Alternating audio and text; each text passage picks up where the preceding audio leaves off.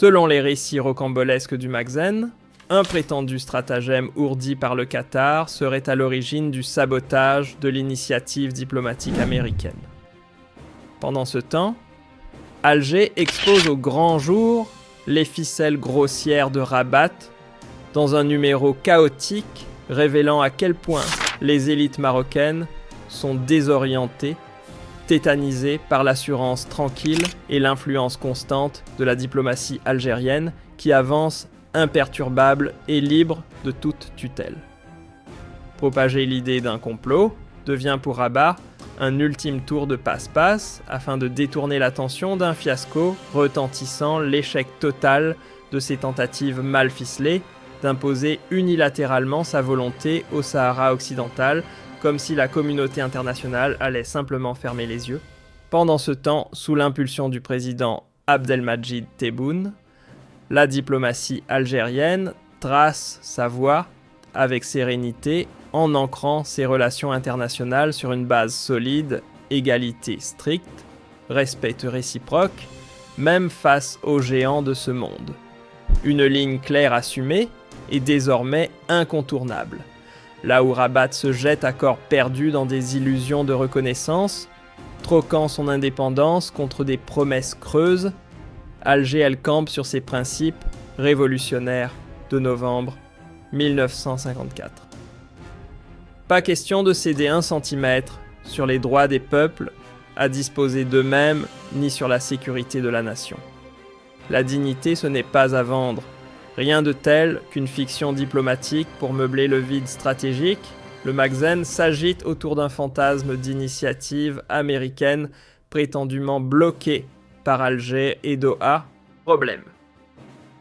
Le Qatar, par voie officielle, a balayé ces allégations d'un revers sec, révélant au passage que le scénario soigneusement soufflé aux influenceurs et aux trolls numériques du palais n'était qu'un conte inventé de toutes pièces.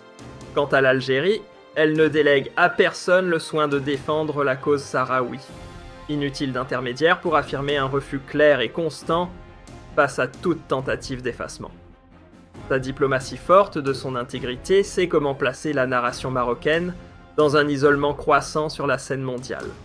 Et pour couronner le tout, la fameuse résolution de 1797 que Rabat exhibe comme un trophée ne fait que confirmer une chose: le dossier du Sahara occidental demeure un cas pur de décolonisation, loin des victoires imaginaires vendues à l'opinion publique marocaine. Ce n'est même plus un secret, ce sont les médias israéliens eux-mêmes, comme Maariv ou The Jerusalem Post, qui dévoilent les ficelles. Ils pointent du doigt un Maroc acculé, contraint d'embrasser des causes étrangères à ses propres intérêts, juste pour ne pas voir ses fragiles partenariats s'effondrer. Un alignement forcé qui en dit long sur le prix à payer pour rester dans certains cercles. Pendant ce temps, Alger grimpe les échelons du leadership énergétique. En 2024 et 2025, les chiffres explosent, les livraisons de gaz algérien atteignent des niveaux records. Résultat, l'Algérie s'impose comme fournisseur numéro 1 pour plusieurs nations européennes, à commencer par l'Italie. Une percée aussi économique que géostratégique. Ce rôle central dans l'équation énergétique européenne donne à Alger une carte maîtresse. Désormais, aucune puissance occidentale ne peut prétendre à la stabilité en Méditerranée ou au Sahel sans passer par la case Algérie. C'est ça avoir du poids. Ironie du sort, ce qui était brandi comme un joyau national, le port de Tanger Med se retrouve désormais cité dans les textes engagés de rappeurs internationaux, non pas pour sa modernité, mais pour son rôle douteux dans l'acheminement d'armes servant aux offensives israéliennes. Ces cargaisons meurtrières transitant par les quais marocains ont provoqué une onde de choc dans l'opinion jusqu'à coûter leur poste à des dockers qui ont eu le tort de dire non à l'inacceptable.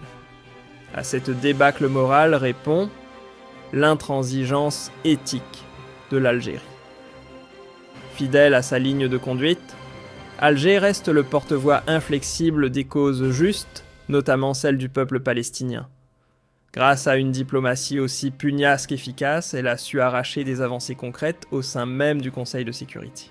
Et ce n'est pas Moscou qui dira le contraire. Partenaire historique. La Russie ne tarit pas d'éloges sur les négociateurs algériens, qu'elle décrit comme inébranlables, exigeants et intraitables, dès qu'il est question de souveraineté. Une réputation solide que Rabat s'efforce désespérément de faire oublier. L'Algérie n'a jamais cédé à la pression, et ce n'est pas aujourd'hui que ça commencera. Pendant que Rabat s'épuise à diaboliser Al Jazeera ou à pointer du doigt le Qatar, Alger reste impassible. Car derrière cette diversion médiatique se cache une réalité bien plus gênante, l'implication marocaine de plus en plus flagrante dans la logistique au service de Tel Aviv. Et désormais même les plus aveugles ne peuvent plus ignorer le fossé béant entre les mots du pouvoir marocain et les faits sur le terrain. Sur le front économique, la balance penche sans équivoque. D'un côté, une Algérie qui avance sereinement grâce à la souveraineté de ses choix. De l'autre, un royaume enlisé dans l'endettement chronique dépendant de l'extérieur pour tenir debout.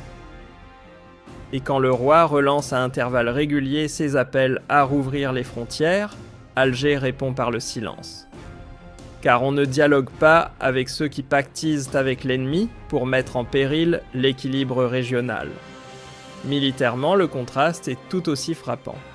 L'armée nationale populaire algérienne, véritable colonne vertébrale de la souveraineté du pays, affiche une préparation exemplaire. Avec un arsenal ultra-moderne, elle veille en toute autonomie à la défense intégrale du territoire. Une force que le monde arabe ne peut que reconnaître comme l'une des plus redoutables et respectées.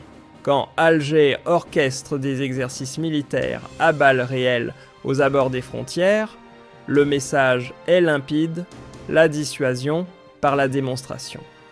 Pendant ce temps, l'armée marocaine, elle se repose sur des drones venus de Tel Aviv et sur des manœuvres communes avec des forces étrangères. Résultat.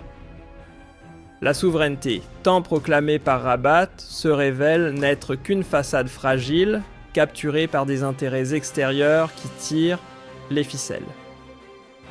Sur le plan juridique comme diplomatique, l'Algérie marque des points décisifs.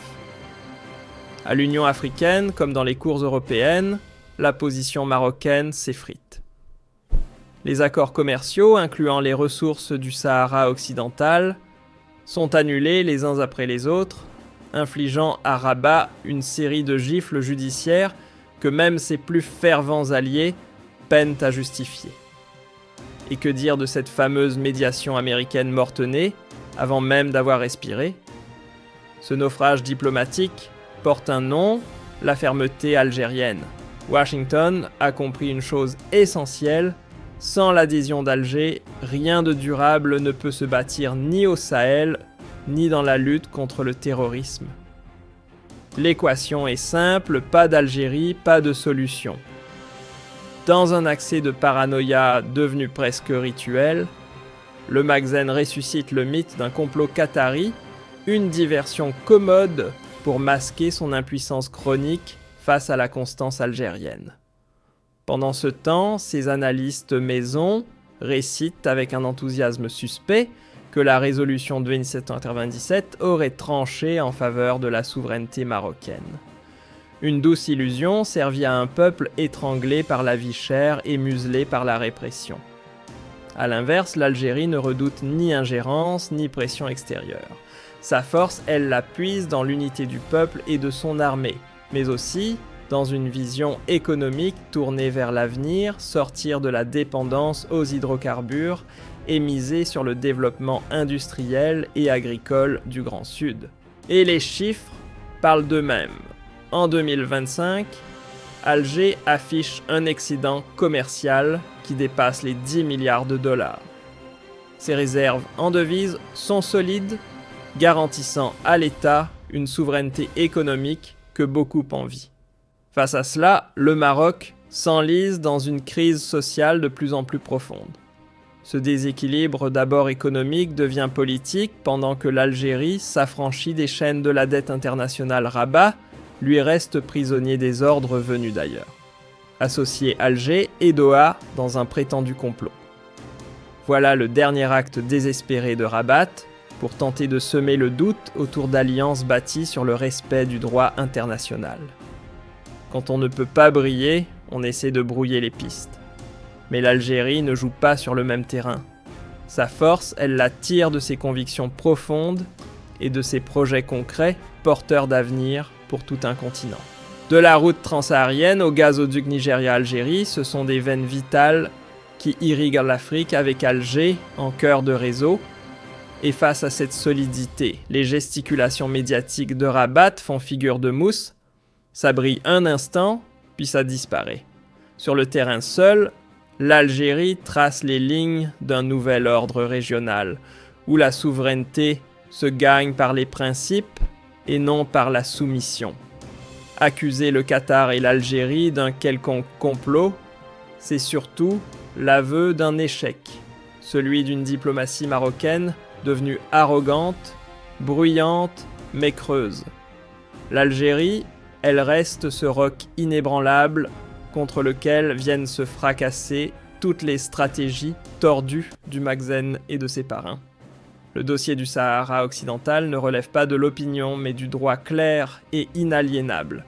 Le verdict de l'histoire, lui, ne pardonnera pas l'Algérie, y figurera comme l'étendard des principes et de la dignité, tandis que le Magzen portera à jamais la lourde empreinte de sa complicité logistique dans des crimes que même le temps ne pourra blanchir.